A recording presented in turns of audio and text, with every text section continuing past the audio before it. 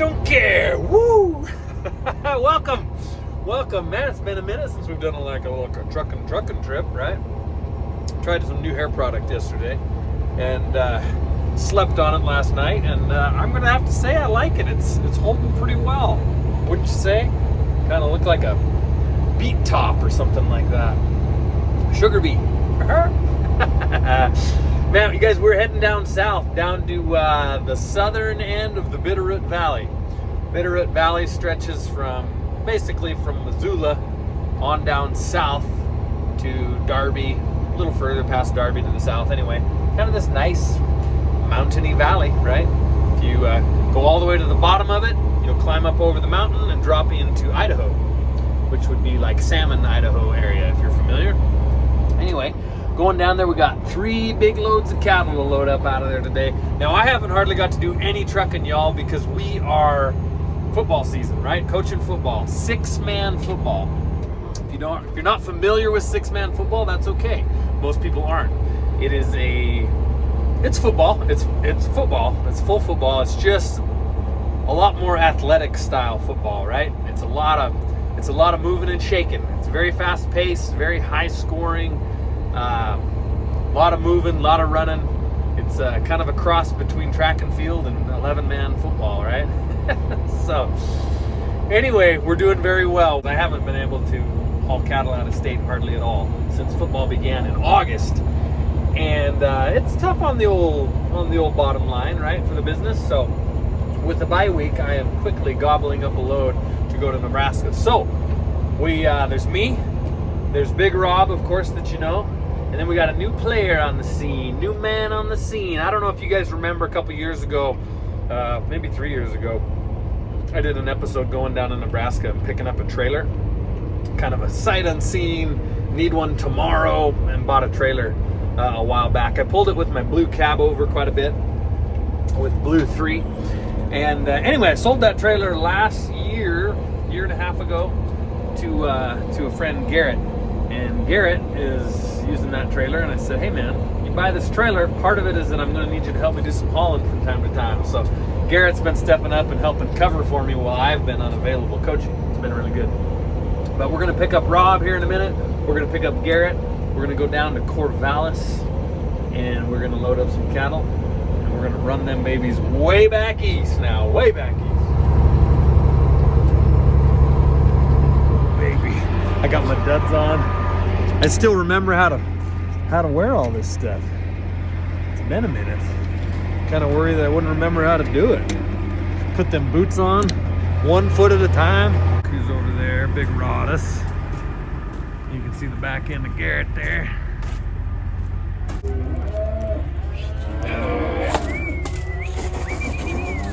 Sweat it up. 58,000 pound load, which is just good solid, right? You can never complain about 58,000. It's light enough that all the cattle got tons of room, heavy enough the load pays well. It's just like this good middle ground, right? Good middle ground.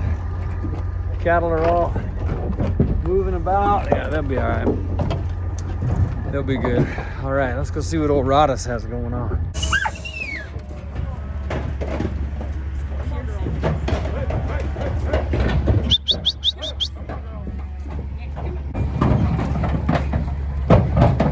Hey, check this out. Hey, Leia, give us some of that whistle. It's like the... No, Rodus got him loaded up. Boogie, boogie, boog. Just same as mine. Nice, loose. Everyone's got tons of room. Should be a real nice trip. Poor Rob's got a sinus infection. Oh, Rodus. His voice has dropped about 3 octaves today. He's real. Hi, guys. Real good voice for singing like Jamie Johnson cover songs, or who's that other guy? Baby, turn the lights down low. What's that guy's name? You know who I'm talking about.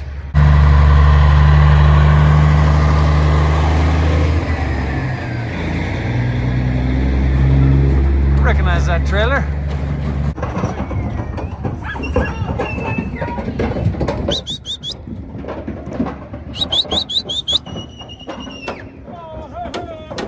Birdman.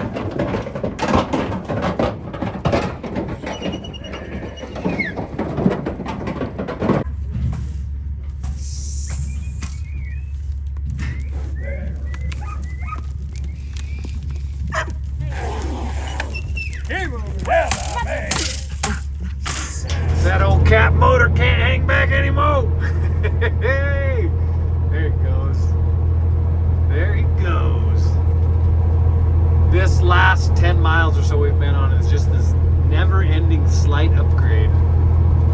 And me still not being tuned, still running this thing at 430. If you're wondering why, it's because I've got to buy a new ECM, all right? So this is a DDEC 3 program. And in order to tune this ECM, or tune the engine, I need to have a DDEC 4 computer, which means I got to go buy a computer, $4,000, right? So, yeah, it's the end of the year, probably going to need to spend some money for tax stuff anyway, so I need to do it, but I've been dragging my feet because, like, I don't care who you are, $4,000 is $4,000. It's like, whoa, yeah, you know, I'm doing okay, we're getting along, except for on these long, never-ending slight grades. Then it kind of starts to show.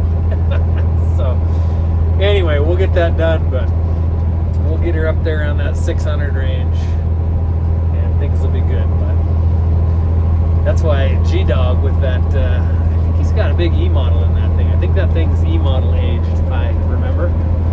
Might be wrong on that, but anyway, we're just climbing up over, about to drop into Butte, Montana. After we drop into Butte, then we got to climb up.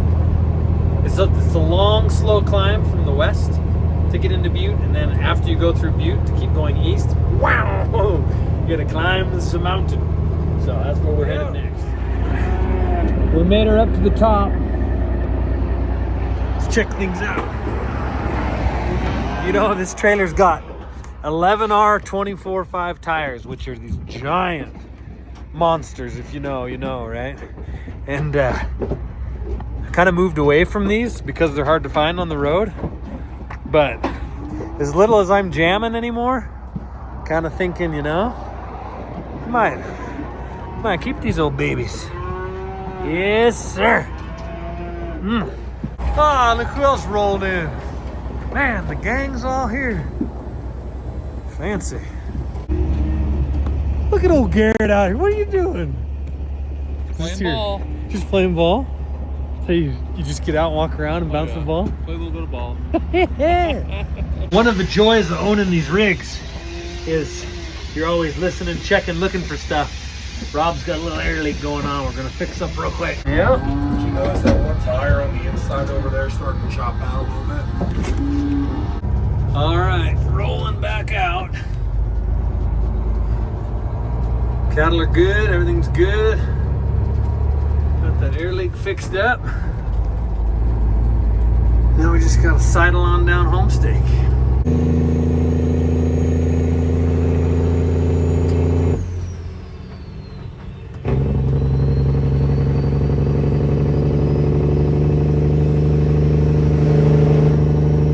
We're rocking on down the old Bozeman Trail, breaker 19.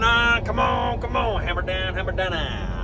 Got a high extreme wind advisory. All trucks, high profile vehicles, RVs, vehicles with trailers, lightweight humans, anyone small enough to blow away in the wind must detour through town. I'll tell you something, I ain't detouring. 2 reasons, I ain't got time. That's reason number 1. Reason number 2, this old rig is laden down at about 95,000 great American pounds, and there ain't no way this baby's tipping. I tell you what, I've been through some ferocious winds loaded in a semi. Never once felt like I was going to get tipped over. I don't even think it's possible. I truly think you could park this thing in a hurricane loaded with cattle, and I'd probably be more worried about the cows drowning from the rain rather than blowing over from the wind. So we're going to bring it on down, bring it on through, and keep this baby eastbound with the big hammer down. After all, look at that sock. See it? Wow! Here's a good story for you, right? So we made it through the wind zone, no problem, Bob. It's turned heavily to an advantage because now we've got this 40, 50 mile an hour tailwind. So I'm currently just bipping the pedal.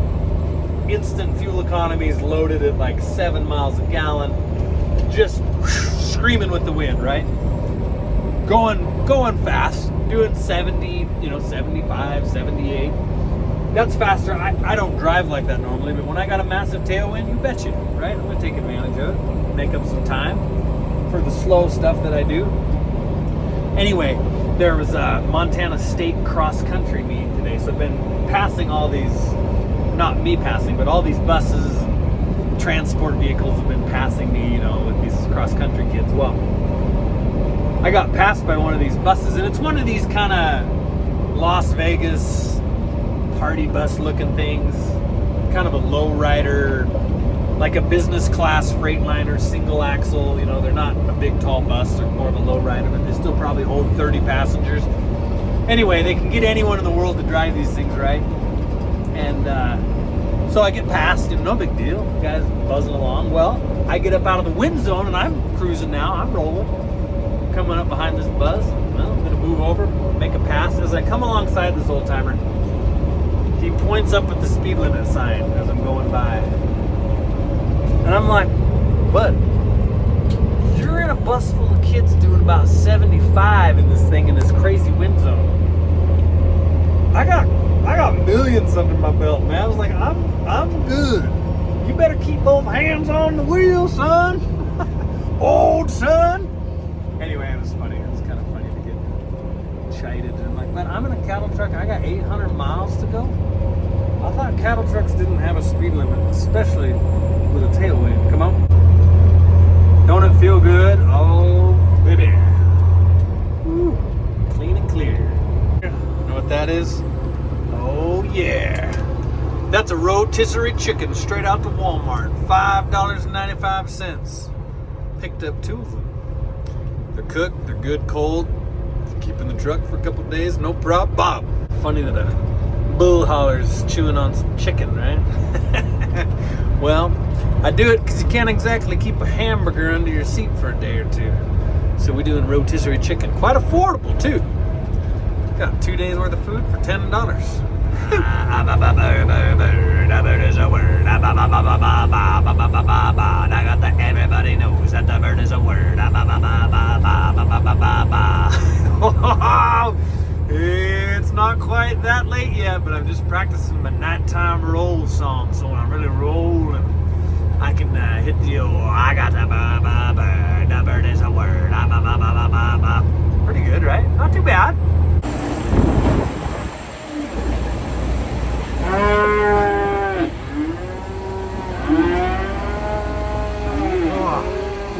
Good morning. It was a good night, man.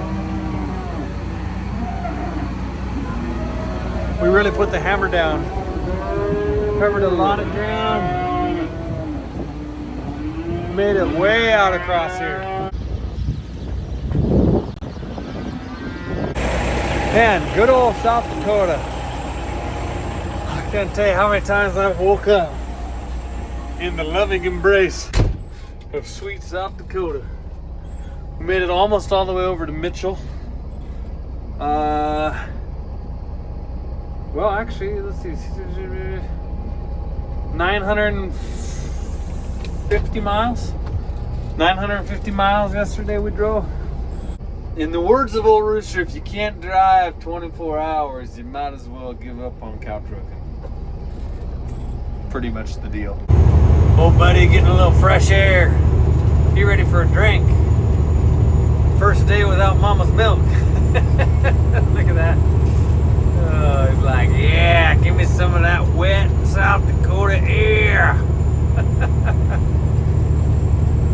Oh, you guys, guess what? Yeah, that's a blinker. Where's it at? There, oh, there it is. There's a blinker right there. Yep. Been fighting a ferocious headwind all morning. It's taken forever, but here we are.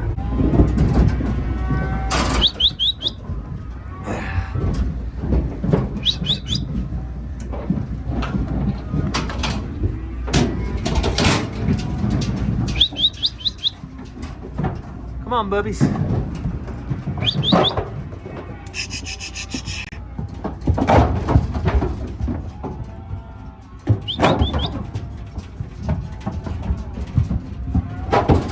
What a relief. Let's see, I gotta figure out my miles before I always forget to figure out my miles. But I got them off. Wind is just raging from the south. finally get to turn around and have a tailwind. Here's a little shot. Nice clean place, real nice and tidy. Clean pens, dry pens. Pretty cool. Got some mature shelter belting here too to kind of protect the place.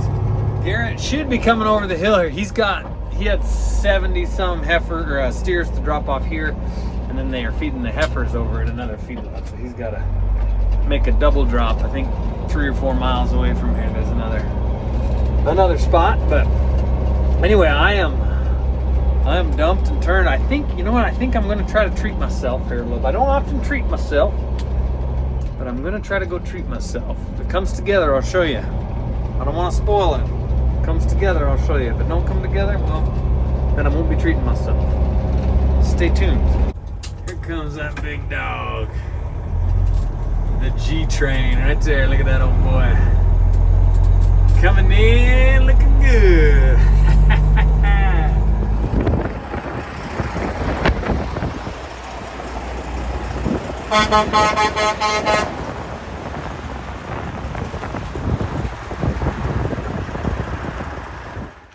Yes, treat yourself.